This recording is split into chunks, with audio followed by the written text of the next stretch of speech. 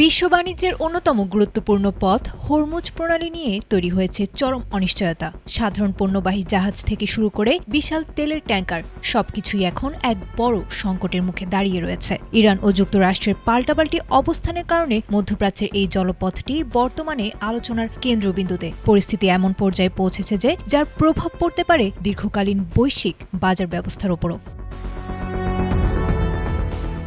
Hormuz প্রণালী দিয়ে জাহাজ চলাচল স্বাভাবিক করতে ইরান এবার স্পষ্ট শর্ত জুড়ে দিয়েছে। দেশটির প্রেসিডেন্টের দপ্তরের উপপ্রধান সৈয়দ মেহেদি তাবাতাবাই জানিয়েছেন, যুদ্ধের কারণে ইরানের যে ক্ষতি হয়েছে তা পূরণ না করা পর্যন্ত এই পথ খুলে দেওয়া হবে না। তেহরানের পরিকল্পনা অনুযায়ী এই পথ দিয়ে চলাচলকারী জাহাজগুলোর ওপর বিশেষ ট্রানজিট ফি আরোপ করে একটি নতুন আইনি কাঠামোর মাধ্যমে এই ক্ষতিপূরণ আদায় করা হবে।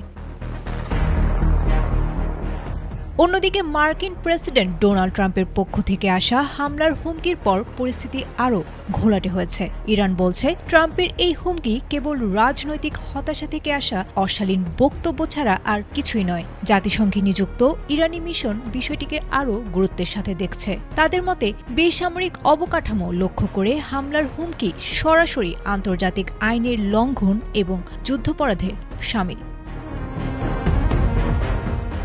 বিশ্বের শক্তিধর রাষ্ট্রগুলো এই অস্থিরতা নিয়ে চিন্তিত। চীনের পররাষ্ট্রমন্ত্রী ওয়াং ই রাশিয়ার সাথে এক ফোনালাপে স্পষ্ট করেছেন যে কেবল যুদ্ধবিরতির মাধ্যমেই এই জলপথের সংকট সমাধান সম্ভব। আন্তর্জাতিক বিশ্লেষকরা মনে করছেন, যদি দ্রুত কোনো কূটনৈতিক সমাধান না আসে তবে জ্বালানি তেলের দাম আকাশচুম্বী হতে পারে। এখন প্রশ্ন হলো, ওয়াশিংটন এবং তেহরান কি আলোচনার টেবিলে বসবে, নাকি জেদের লড়াইয়ে পুরো বিশ্ব এক বিশাল অর্থনৈতিক সংকটের মুখে পড়বে? উত্তরের অপেক্ষায় এখন গোটা বিশ্ব।